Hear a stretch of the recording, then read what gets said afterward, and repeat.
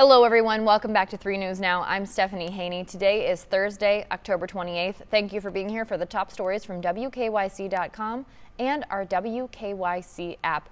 Looking forward to keeping you updated with everything that's going on.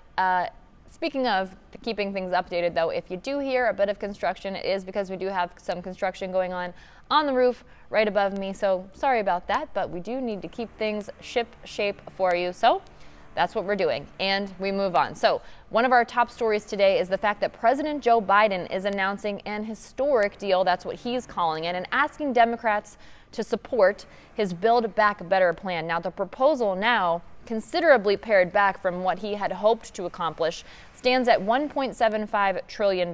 What we will not see in the proposal is paid family leave and efforts to lower prescription drug pricing. They are gone entirely from the package. What we will see, however, free pre-kindergarten for everyone, expanded health care programs, that's including the launch of a $55 billion new hearing aid benefit for people with Medicare, and $550 billion to tackle climate change. Now, these details about what we won't see in the bill, those do come from senior administration officials who requested not to be named so they could talk about these brand new details. More of what we will see. There's a 1-year extension of that child care tax credit put in place during the COVID-19 rescue plan and new child care subsidies. Also, there is the possibility of an additional $100 billion to bolster immigration and border processing systems. So that could boost the overall package to $1.85 trillion if it clears the Senate. If it clears the Senate is the key sentence there, because there are two pivotal holdouts. One of those is Democratic Senator Kyrsten Sinema from Arizona, but she did say today, I look forward to getting this done. That's a different tone than what we have heard from her in the past. The other holdout, Senator Joe Manchin, Democrat from West Virginia, he was not so committal. He said, it's all in the hands of the House right now, and that is true. It is in the hands of the House right now before it would go to the Senate. Now, the reason these two particular senators are so instrumental here is because the Democrats are trying to pass this plan without Republican support through a process that doesn't require Republican support, and the Senate right now is split 50-50 with Vice President Kamala Harris being the tie-breaking vote if it does come down to a 50-50 scenario. And in this divided Senate, one of the people who is key is Sinema, and she has been frustrating people because she was previously considered to be extremely progressive, but lately she has not been vocal, not been saying why she opposes certain things like corporate tax increases. And so, as the people are discussing this today, and as President Joe Biden is asking for the support today on social media today, something that a lot of people are quite frankly calling tacky, is Senator Mitt Romney, a Republican. He tweeted an animation of himself as Ted Lasso.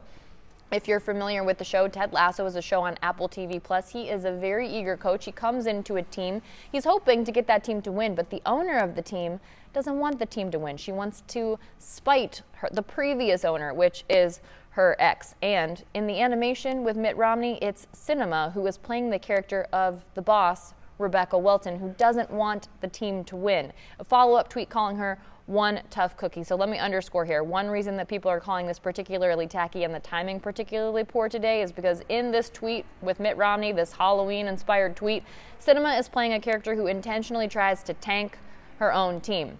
Today, Romney even told HuffPost, given what's going on in the Senate right now, she's appropriately called the boss. The tweet refers to her as the boss, which is a reference again to that show, Ted Lasso. Now, as we discuss, one of the things that will be in this proposal, the new Build Back Better plan as it's being proposed, is that child tax credit. The credit is $3,600 annually for children under the age of 6 and $3,000 for children between the ages of 6 and 17. We're talking about this now because there's a key deadline coming up on Monday, because families are receiving these in monthly increments depending on the age of the child per child. And if you want to opt out of payments, if you want to change your bank account information or direct deposits, or if you want to update your mailing address, if you're getting a physical check, the deadline to make that change is Monday, November 1st at 11:59 p.m. So you have the whole day Monday to do it, but Monday is the deadline if you want to make some changes to impact that check that comes out on November 15th. You can make those changes at the Child Tax Credit Update portal that's on the IRS website. We also have it linked for you directly on WKYC.com.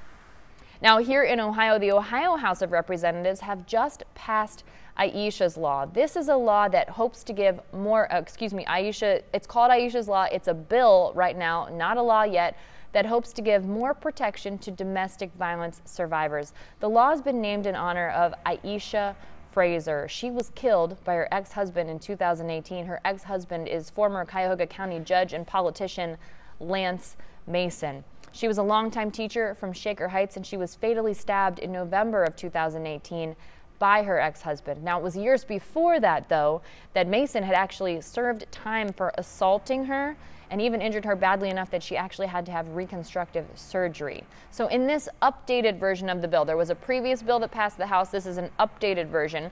This expands the definition of domestic violence to include strangulation. It also grants a temporary protection order for victims who file for one outside of normal court hours. So what we see with that is potentially hours of protection that were more difficult to get in the past. And it also creates a new training program and screening protocols for police officers dealing with domestic issues in a home. So now, this bill, which is being called Aisha's Law, heads to the Senate for further consideration. Now, if you are a survivor of domestic violence or if someone you know needs resources, you can go to odvn.org, or a number that you can call is 614-781-9651, and we do have that information on wkyc.com. Now, there has been a suspect arrested in connection with the murder of Frank Q. Jackson, the grandson of current Cleveland Mayor Frank Jackson. Sources confirmed to Our 3 News' Lydia Esparra that the man's name is Robert Shepard. He's 29 years old, and he was taken into custody at the intersection of East 46th Street and Central in Cleveland. He's now being held on a charge of aggravated murder. Frank Q. Jackson was shot and killed outside Cleveland's Heritage View homes in late September. Now let's take a look at the latest COVID-19 numbers in from the Ohio Department of Health. In the last 24 hours, we have seen a total of 4,190 new COVID-19 cases, and there are now 2,343 people who are currently hospitalized being treated for COVID-19. Out of those people, 702 of them are being treated in the ICU. Today, we saw the Cleveland Clinic and University hospitals come together with experts talking about when they think the next wave of COVID-19 infections may hit us here in Northeast Ohio. You know, there have already been multiple waves in this. We are currently in one right now. But Dr. Robert Wiley, Chief of Medical Operations at the Cleveland Clinic, said what they're concerned about for the future is that what might happen as we look at winter and deep winter is a surge like we had last year. He mentioned specifically the holidays and family and friends getting together, which could possibly increase the spread of COVID-19, and that he and his colleagues are worried about a twindemic, where both the flu and COVID-19 could put people in the hospital at the same time.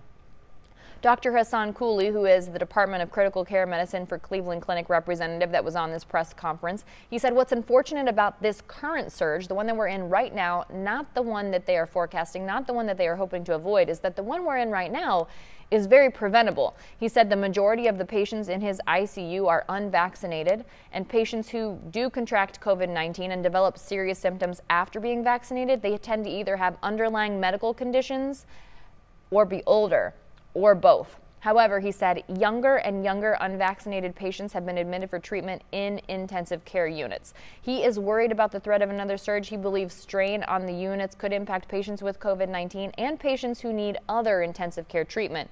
And he said their teams are tired.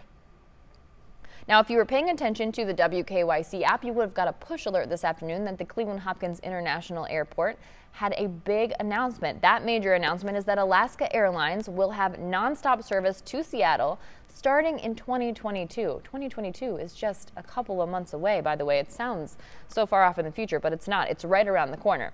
So that will be available starting June 16th. So halfway into 2022, you can now book the flights right now, though. We have that link on wkyc.com. Alaska Airlines also said they're going to add a second daily round-trip flight out to Seattle. That'll be from both Cincinnati and Columbus, and that will also start on June 16th. Now, if you are looking for some extra money to maybe pay for some flights, Starbucks might be something you might want to consider, because Starbucks said yesterday it's raising its pay and making other changes to improve working conditions in its stores. They said all U.S. workers will earn at least $15 and up to $23 per hour by next summer. In late January, they say employees with 2 or more years of service will get a 5% raise. With people with 5 or more years of service could get up to a 10% raise.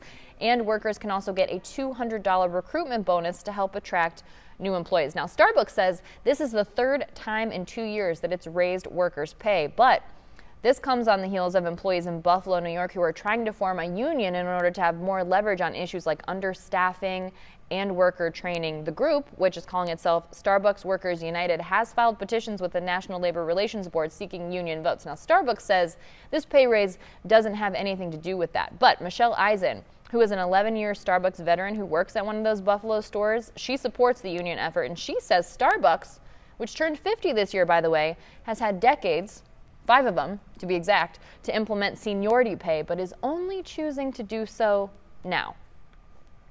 Something else that is happening, not exactly now, but very soon in December, is there is a country music venue coming to the Flats East Bank. Now, country music is something around here that people either seem to love or they seem to hate. I am a country music fan, so I will be interested to see the crowd that this draws in the Flats, and it's coming with a big name attached to it, multi-platinum country singer Chase Rice. He'll be moving forward with Forward Hospitality Group for this venue in the Flats East Bank, and it's going to be called Welcome to the Farm. He says that he's bringing a little bit of his farm in Tennessee here to Cleveland. He says Ohio has a special place in his heart because his dad is actually from Ohio. So this will be a 5,250 square foot building. It'll be right on the Cuyahoga River. It'll have space for about 280 people and a center stage where there will be live music. There'll be bars on each side. There'll be garage doors opening on all the sides, and the new patio will overlook the water. And the Flats East Bank is really it's just coming up. It's coming up. And Chase Rice also said he's very excited to have a space here in Cleveland and to be very close to the Rock and Roll Hall of Fame. And he named a couple of people who were big influences to him, including the Rolling Stones, Bruce Springsteen, Nirvana, Tom Petty, a personal favorite of mine, and many more. Now, if you are in the market for celebrating Halloween with a burrito and you wanted to dress up in order to get a free one at Chipotle, you're not going to be able to do that this year. This is the second year in a row that they are not doing it. But what they are doing is they're starting a virtual restaurant. It'll be on Roblox. This is a really popular game with the kids. My nephews are really into Roblox. They're giving out $1 million worth of burritos leading up to Halloween. That's going to start tonight at 6:30 p.m. The first 30,000 people to enter the Chipotle burrito maze. I do love a bad pun. I'm sorry, you guys, and I really like burrito. The first 30,000 people to do it each day between now and October 31st will get that free burrito. But here's a hack, by the way. If you don't have a Roblox account, because you do need to have one to do this, everyone will be able to use the code BOORITO, BOORITO, on the website or the app after 5 p.m. on Halloween to get $5 off, a free $5 entree item. So if you don't have Roblox, you can just do that. And we will end today on a very fun story. There were 14 couples who got married with the Halloween-themed weddings at the Akron Civic Theater today, and one of them wore a Michael Myers mask. I'm going to give you an interesting piece of trivia about that, but first I'll give you the details. It was Akron Municipal Court Administrative Presiding Judge Ron Cable who performed the ceremonies. His assistant wore a witch's hat and a dress with jack-o'-lanterns all over it.